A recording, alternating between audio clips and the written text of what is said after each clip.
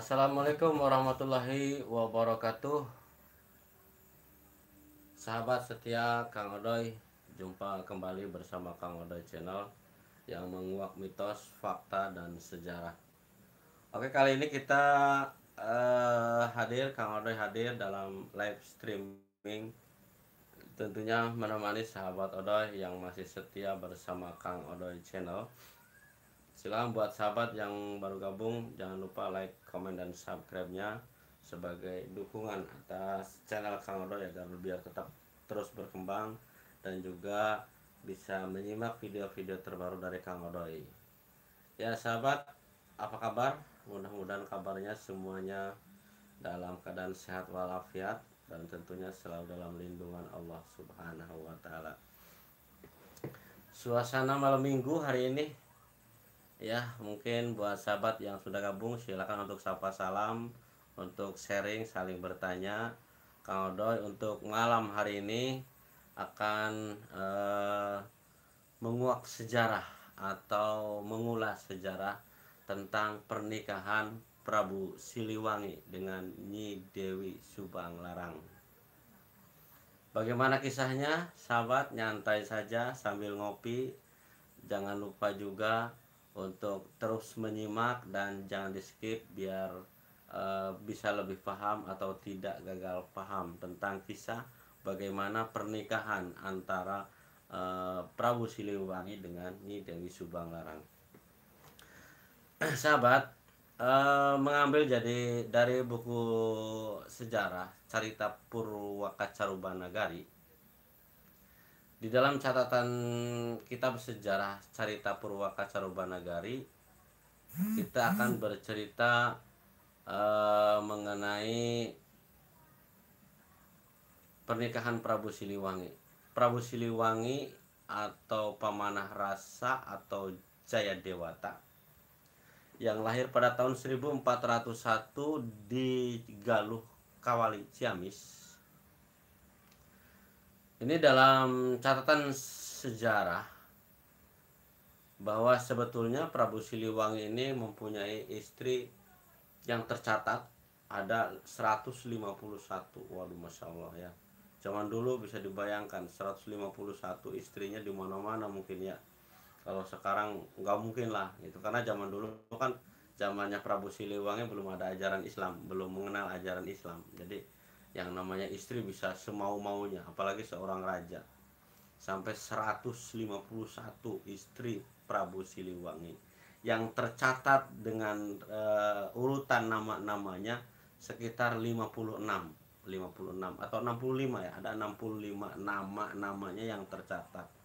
Yang tidak tercatat itu sekitar 151 semua jumlahnya. Tapi di dalam kisah Carita Purwaka Carubanagari yang tercatat tentang istri dari dari Prabu Siliwangi atau Pamanah Rasa, sang penguasa Tatar Pasundan di kerajaan besar Pajajaran. Nama yang tercatat menjadi banyak dikenal diantaranya istri Kanjeng Mahaprabu Siliwangi ada dua. Yang pertama yaitu Nyi Dewi Kenting Manik atau Dewi Kenting Manik Mayang Sunda. Istri yang pertamanya adalah Dewi Kenting Manik. Jadi Prabu Siliwangi ini menikahi Dewi Kenting Manik Mayang Sunda, anak dari adiknya dari Prabu Amuk Marugul atau anak dari Prabu Susuk Tunggal. Nah, anak Prabu Susuk Tunggal itu ada Amuk Marugul dan Kenting Manik Mayang Sunda, dan adiknya inilah Kenting Manik Mayang Sunda yang dinikahi oleh Prabu Siliwangi.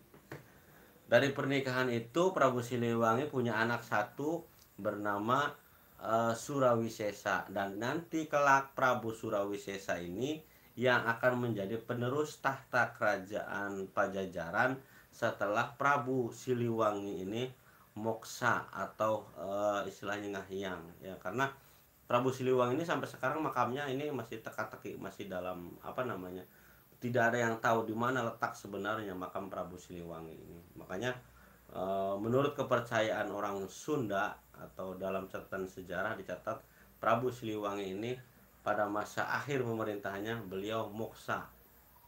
Nah, sedangkan istri yang kedua Prabu Siliwangi ini adalah bernama Nyi Subang Larang. Jadi Subang Larang atau nama aslinya adalah Kubang Kencana Ningrum. Nah, Kubang Kencana Ningrum, Subang Larang atau Subang Karancang ini adalah anak seorang bernama Ki Gedeng Tapa. Ki Gedeng Tapa ini atau yang bernama Ki Gedeng Jumajan Jati adalah seorang penguasa di negara Singapura. Nah, Singapura ini dulu di kita ada kerajaan Singapura namanya. Sebuah kerajaan bawahan atau di bawah kekuasaan Pajajaran. Jadi istilahnya daerah kekuasaan Pajajaran ada negeri Singapura namanya dan rajanya adalah Ki Gedeng Jumajan Jati atau Ki Gedeng Tapa. Ki Gedeng Tapa inilah seseorang yang mempunyai pelabuhan besar di wilayah Cirebon, dahulu namanya Pelabuhan Muara Jati atau Pesambangan Jati, yang sekarang ini berarti sekitar wilayah Gunung Jati di situ ya. Itu. Nah, Ki Gedeng Jumajan Jati atau Ki Gedeng Tapa ini punya anak perempuan bernama Subang Larang atau Subang Kerancang atau nama sebenarnya adalah bernama Kubang Kencana Ningrum yang lahir pada tahun 1404. Nah, Ki Gedeng Tapa ini pada waktu itu sudah memeluk Islam karena penyebaran agama Islam di Indonesia, terutama di wilayah Cirebon ini semenjak masanya Syekh Hasanuddin bin Yusuf Siddiq, yaitu sekitar tahun 1418. Tahun 1418 Syekh Hasanuddin bin Yusuf Siddiq atau kita kenal dengan Syekh Kuro, karena beliau mendirikan pesantren di Kerawang namanya pesantren Kuro. Jadi mempelajari ilmu-ilmu baca-bacaan Al-Quran namanya pesantren Kuro. Dan salah satu santrinya adalah Subang Larang, yaitu putrinya Ki Gedeng Tapa yang menjadi santri Syekh Kuro atau Syekh Hasanuddin bin Yusuf Siddiq yang ada di Kerawang, makamnya ada. Nah, ketertarikan Prabu Siliwangi atau Jayadewata sang penguasa Pajajaran pada waktu itu kepada Nyi Subang Larang manakala Prabu Siliwangi ini mendengarkan lantunan ayat-ayat Al-Quran yang dibacakan oleh Nyi Subang Larang. Dari situlah rasa keinginan semakin dekat Prabu Siliwangi ini ingin menikahi Nyi Subang Larang. Ini yang jadi permasalahan. Pada waktu itu Nyi Subang Larang sudah seorang muslimah karena santri dari kiai dari Ki atau Syekh Hasanuddin bin Yusuf Siddiq, seorang yang memiliki pesantren Kuro di daerah Karawang, ini seorang muslim. Sementara Prabu Siliwangi sendiri saat itu masih memeluk ajaran Hindu atau di kita dikenal dengan Sunda Wiwitan. Dan di dalam ajaran Islam ini tidak diperbolehkan orang yang menikah berbeda agama. Maka dari itu Prabu Siliwangi ketika menyampaikan niatnya ingin menikahi putri Ki Gedeng Tapa atau Nyi Subang Larang, maka Syekh Kuro ini mengusulkan itu karena Ki Gedeng Tapanya sebagai wali orang tuanya itu. Subang Larang ini mempunyai persyaratan kalau andika kalau Prabu Siliwangi ingin menikahi saya, ini sebetulnya kisah ini ada sebagian kisah yang mengkisahkan ini, tapi ada sebagian yang tidak. Karena kisah ini sebetulnya tidak relevan ya. Nanti kita simak relevansinya seperti apa. Nyi Subang Larang ini ketika mau dinikahi oleh Prabu Siliwangi, ada persyaratan. Persyaratannya apa? Boleh Andika menikahi saya, tapi saya punya permintaan. Permintaannya apa? Saudara Andika mau menyanggupi, saya akan sanggupi. Apa itu? Pernikahannya, mas kawinnya adalah lintang kerti. Nah, ini lintang kerti kita pernah dengar ya. Lintang kerti itu rangkaian atau untayan bintang. Jadi untayan bintang. Mintanya lintang kerti atau untayan bintang. Adanya di mana? Adanya yaitu di tanah haram atau di Mekah. Wah, maka dari itu karena cintanya Prabu Siliwangi kepada Subang Larang, beliau pun akhirnya menyanggupi untuk pergi ke Mekah, yaitu berniat ingin mendapatkan lintang kerti itu. Nah, karena zaman dulu dikisahkan ini, wallahu alam ceritanya, kisah-kisah fiktif atau apa, karena kesaktiannya Prabu Siliwangi ini dari tanah Jawa mau berangkat ke tanah haram di Mekah sana. Kalau sekarang kita mungkin sudah pakai pesawat ya, pakai pesawat Garuda terbang ke sana seberapa jam nyampe gitu. Kalau dulu masa zamannya haji, sebelum ada pesawat menggunakan kapal air yang berangkat dari Aceh. Makanya di Aceh dinamakan Serambi Mekah itu. Berangkat dari Serambi Mekah dari Aceh berangkat ke Saudi menaiki kapal layar atau kapal laut dahulu ya. Waktu itu Prabu Siliwangi, karena Prabu Siliwangi ini salah seorang yang sakti mandraguna, maka dengan satu kalimat mengucapkan Hong gitu. Hong itu istilahnya kalau jampe, mungkin jampe ya, kesaktiannya Prabu Siliwangi begitu kata Hong itu sudah nyampe sampai di negeri Mekah, di negeri Saudi sana, di Mekah. Nah, ini kisahnya mungkin sedikit kisah-kisah fiktif ya, tapi inilah bumbu dari kisah perjalanan sejarah tanah Jawa. Kita masalah mempercayai atau tidaknya kita tinggal lihat dari relevansinya. Dikisahkan Prabu Siliwangi ini sudah berada di tanah haram di Mekah sana. Ketika di Mekah melihat orang berjubel di sekitaran Ka'bah itu. Ini karena dia tidak pernah menginjakkan kakinya di tanah haram, kemudian bertanya pada seseorang di sana. Ya mungkin kalau kita bahasa kita ini juga sebetulnya bagaimana Prabu Siliwangi yang bahasanya Sunda di Arab di sana bahasanya Arab kok bisa nyambung gitu ya. Tapi itulah kisahnya seperti itu. Ketika bertanya, ini daerah apakah saudara? Ini namanya Mekah. Oh, berarti saya sudah sampai Mekah. Kalau begitu saya itu melihat istilahnya di di angkasa, di atas Ka'bah itu Prabu Siliwangi melihat rangkaian bintang-bintang. Wah, ini mungkin yang dinamakan lintang kerti. Maka dari itu bertanya, bagaimana saya mendapatkan bintang itu? Nah, kata orang di situ, saudara dari mana? Saya dari Jawa. Kalau saudara mau mendapatkan lintang kerti itu, saudara harus menemui penguasa di sini, karena khalifah di sini adalah Sayyidina Ali.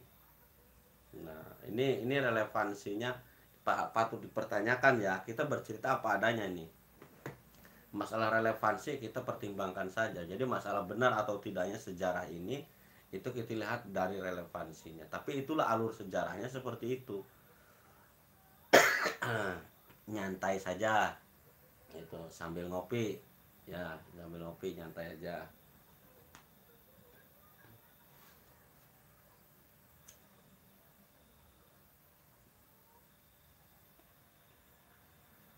Ya, kita lanjut lagi sahabat.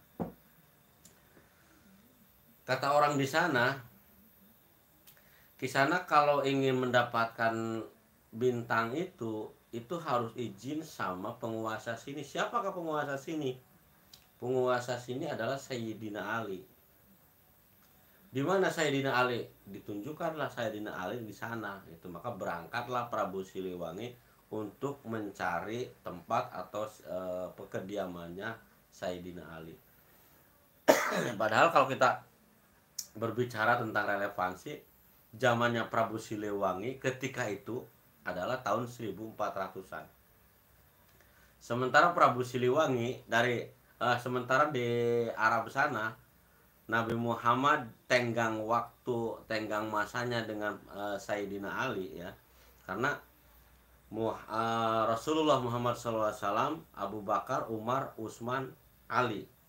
Ini kalau Rasulullah ketika lahir tahun 751 Masehi, maka setelah 23 berarti 750 23 berarti sekitar 780-an. 800-an lah, 800 Masehi. Jadi kalau misalkan sampai ke Sayyidina Ali, ini kemungkinan tahun Masehi itu sekitar tahun 1000-an. Tahun 1000-an kurang lebih. Sementara Prabu Siliwangi ini tahun 1400. Jadi secara relevansi tenggang waktu sebetulnya tidak relevan, tidak nyambung gitu ya. Jadi kalau misalnya Prabu Siliwangi di sana ketemu dengan Sayyidina Ali, ini sebetulnya impossible gitu ya. Tapi inilah alur ceritanya begitu gitu. Jadi tinggal kita simak saja. Jadi di sanalah bertemu ketika Prabu Siliwangi ini di kota Mekah sana, bertemulah dengan seorang sepuh. Ketika bertemu di sana, Kisanak mau kemana? Kisanak dari mana? Saya dari Jawa, Tuan. Oh, dari Jawa. Ada perlu apa ke sini? Saya mau ketemu dengan Sayyidina Ali. Siapakah Sayyidina Ali? Katanya Sayyidina Ali ini penguasa di sini. Oh, Sayyidina Ali. Untuk apa Kisanak mau ketemu Sayyidina Ali? Saya ingin tahu. Saya ingin menjajal ilmunya. Katanya penguasa sini. Saya penguasa tanah Jawa, kata Prabu Siliwangi. Kalau Kisanak ingin ketemu Sayyidina Ali, ayo saya antar. Nah, ketika padahal itu sebetulnya Sayyidina Ali katanya yang sudah sepuh itu. Padahal Sayyidina Ali nggak sampai tua ya ketika meninggal ya. Katanya sudah sepuh di situ. Padahal Sayyidina Ali ketika meninggal masih usia muda. Nah, kemudian si orang tua itu menancapkan tongkatnya. Gitu. Kalau Kisanak ingin menjajal ilmunya Sayyidina Ali, sini saya antar. Gitu. Berangkatlah. Nah, tiba-tiba si orang tua itu berbalik.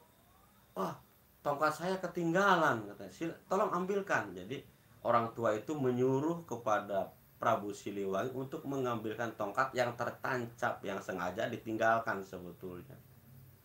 Tapi ketika tongkat itu tertancap mau diambil oleh Prabu Siliwangi, ternyata tidak bisa tercabut dari tanah itu tongkatnya.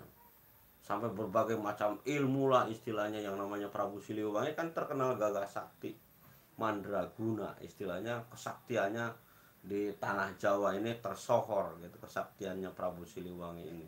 Tapi mencabut tongkatnya si orang tua sesepuh itu tidak dapat tidak dapat terangkat, tidak dapat tercabut dari tanah.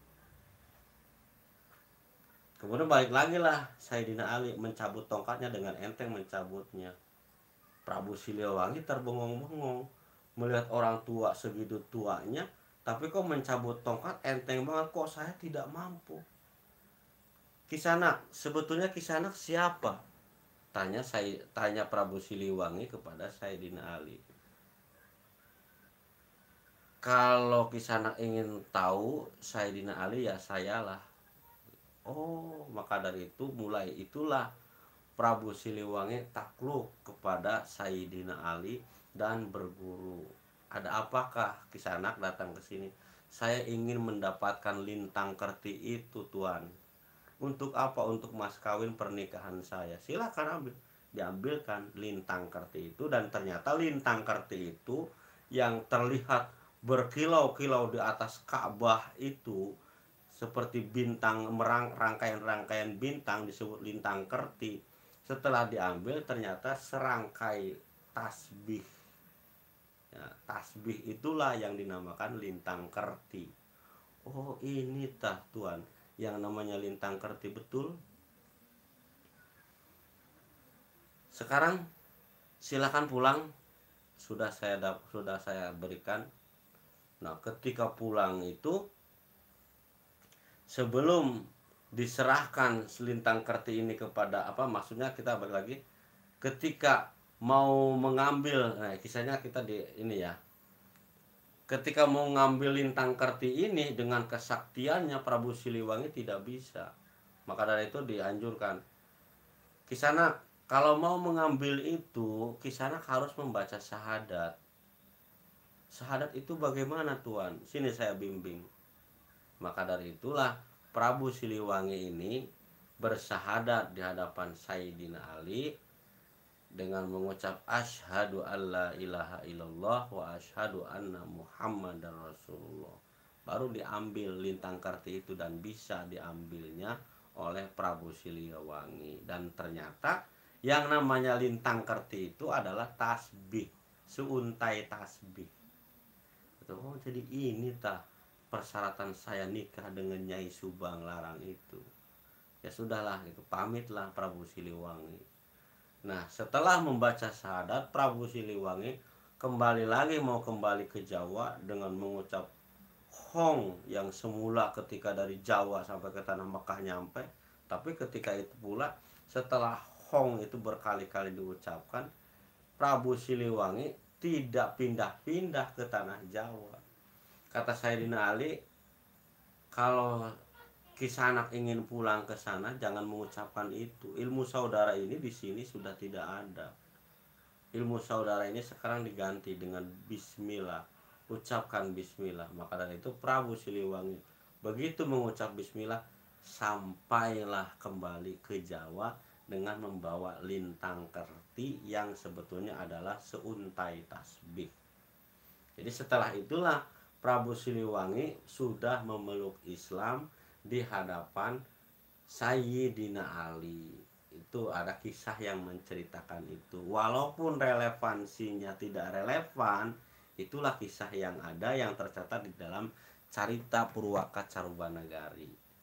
Namun sebetulnya menurut Kang Odo ini yang lebih relevan, karena Prabu Siliwangi ini bukan seorang muslim, ketika menikahi Nyi Subang Larang, akhirnya orang tuanya Ki Jumajan Jati atau Ki Gedeng Tapa mengharuskan Prabu Siliwangi berikrar bersyahadat. Dan kemudian bersyahadatlah Prabu Siliwangi di hadapan gurunya Nyi Subang Larang yang bernama Syekh Kuro atau Syekh Hasanuddin bin Yusuf Siddiq. Disitulah sebetulnya yang lebih relevan, Prabu Siliwangi ini memeluk Islam di hadapan Syekh Kuro, baru kemudian menikah. Walaupun setelah menikah, Prabu Siliwangi ini walaupun sudah memeluk Islam, tidak menjalankan syariat Islam, karena di dalam hatinya Prabu Siliwangi ini kekeh memegang teguh ajaran kepercayaan leluhurnya, yaitu yang bernama ajaran Sunda Wiwitan. Itu sahabat, sekilas tentang pernikahan Prabu Siliwangi dengan Nyimas Subang Larang atau Subang Kerancang atau Kubang Kencana Ningrum. Menikah Prabu Siliwangi dengan Nyi Subang Larang sekitar tahun 1422.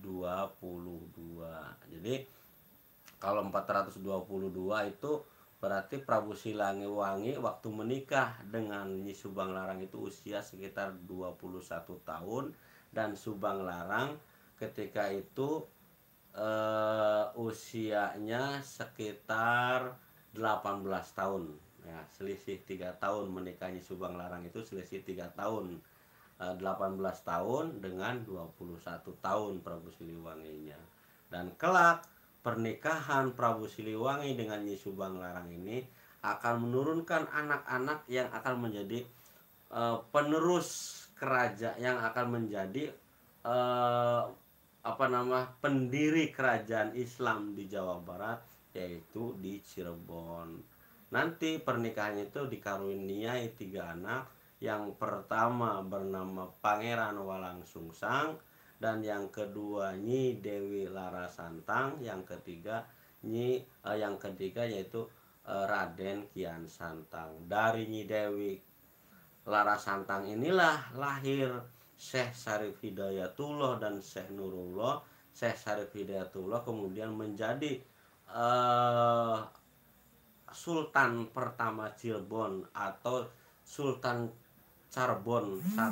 Inilah Kanjeng Sunan Gunung Jati yang bernama Syekh Syarif Hidayatullah, salah satu anggota Wali Songo yang menjadi penyebar agama Islam di tanah Jawa, khususnya yang menjadikan keraton atau Kesultanan Cirebon mencapai atau menggapai puncak keemasan dalam penyebaran agama Islamnya. Itulah sahabat, sekilas kita sudah 20 menit yang lalu menyimak tentang pernikahan pernikahan Prabu Siliwangi dengan Nyi Dewi Subang Larang. Mudah-mudahan bermanfaat, bisa menambah pemahaman dan bisa menambah ilmu kita sharing. Mudah-mudahan kita jumpa kembali bersama Kang Odoy Channel yang tetap setia bersama Kang Odoy Channel, menguak mitos, fakta, dan sejarah. Wassalamualaikum warahmatullahi wabarakatuh.